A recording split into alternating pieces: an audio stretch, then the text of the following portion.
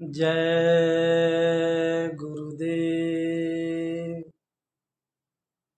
जीवन में मंगल ही मंगल है। जब हमारे हृदय के अंदर यानी अपनी अंतरात्मा से आत्मसंतुष्टि मिल जाए तो चारों दिशाएं मंगल ही मंगल दिखाई देती। इसीलिए तो प्रभु के जो भक्त होते हैं उनकी अपनी अभिलाषा होती है, एक ही इच्छा होती है और परमात्मा के प्रति मनुष्य शरीर पाने का बड़ा ही शुक्रगुजार होता है और भगवान से कहता है कि अब कछु नाथ न चाहिए मोरे दीन दयाल अनुग्रह तोरे अब कछु नाथ। ये भाव व्यक्ति के अंदर तब आता है जब उसके अंदर संतोष आता है।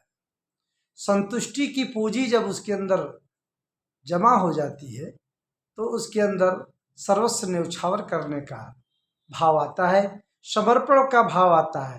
तभी भक्ति में सच्चा आनंद, सच्चा भक्ति का रस बरसने लगता है, क्योंकि वो अपने प्रभु से सिर्फ एक ही बात करता है, एक ही डिमांड यानी मांग रखता है। क्या रखता है कि अब कछु नाथ न चाहिए मोरे दीन दयाल अनुग्रह तोरे अब कछु नाथ।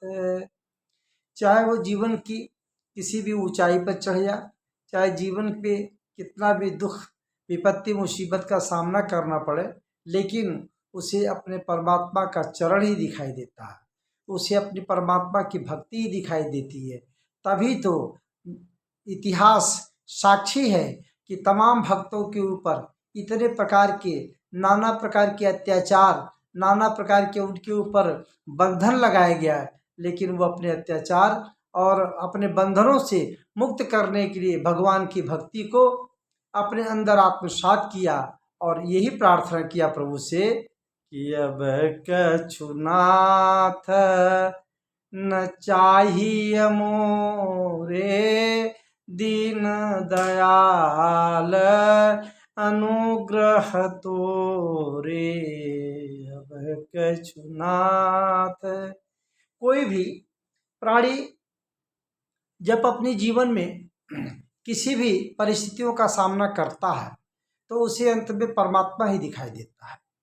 जब वो किसी भी समस्याओं का समाधान चाहता है, जब संसार के झकोले से वो मार खाता है, जब सांसारिक झंझटों से वो निकल नहीं पाता है, तो सबका आश्रय छोड़ करके वह एक आश्रय लेता है जो परमात्मा का होता है। और परमात्मा का आश्रय जब लेता है तो उसे अपने अंदर एक आत्मबोध, एक आत्मशक्ति प्रदान होती है, क्योंकि वह जो है वो दीनानाथ है, वो दीनों का नाथ है। जब दीन बनेगा तो दीनों का नाथ जो दीनानाथ कहलाता है, और नाथ की जब कृपा हो जाती है तो अब कछु नाथ न चाहिए मोरे दीन दयाल अनुग्रह तोरे अब कछु नाथ।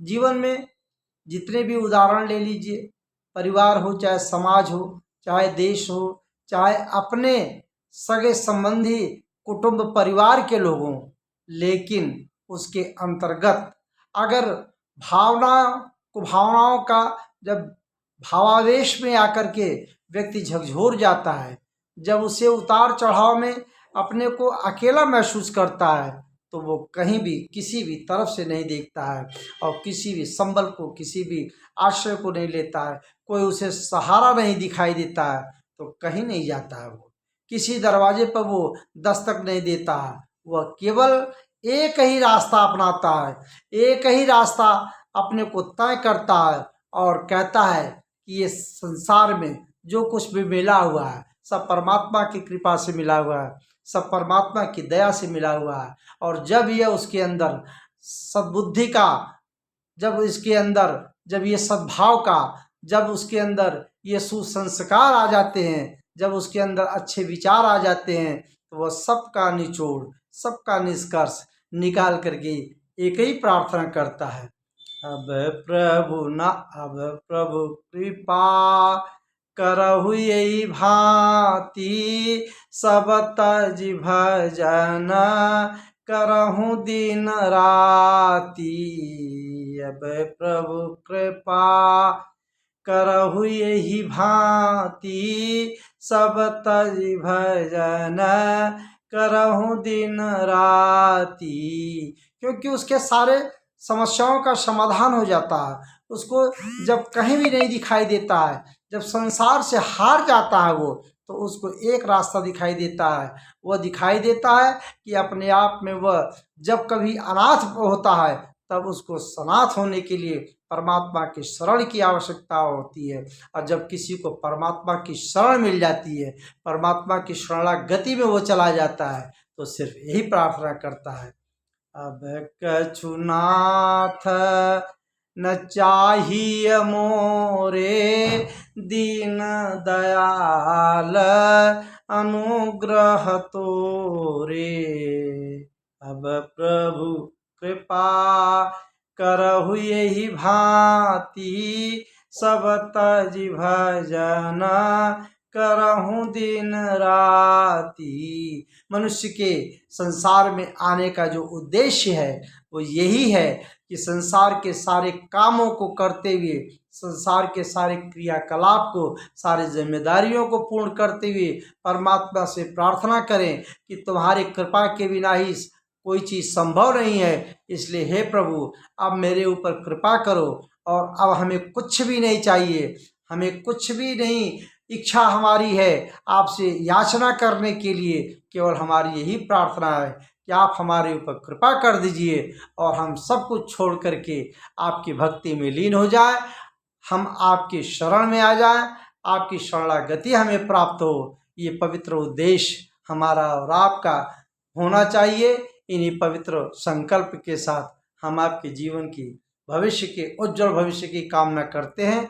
आप सब लोग इसी तरीके से हम और आप मिल करके भगवान से रोज यही प्रार्थना करें कि जो कुछ दिया आपने बहुत अच्छा दिया, जो कुछ दिया आपने बहुत ऊंचा दिया, जो कुछ आपने दिया हम सब में संतुष्ट हैं, हम सब में सुख प्राप्त कर रहे हैं। इसलिए हे प्रभु, हमारे जीवन में ऐसा प्रकाश दो, ऐसी ज्योति दो, ऐसा किरण प्रवाहित कर दो कि हम आपके चरणों में निरंतर 24 घंटा लगातार आपकी भक्ति में हम लीन रहें। इन्हीं शब्दों के साथ हम अपनी बातों को समेटते हैं।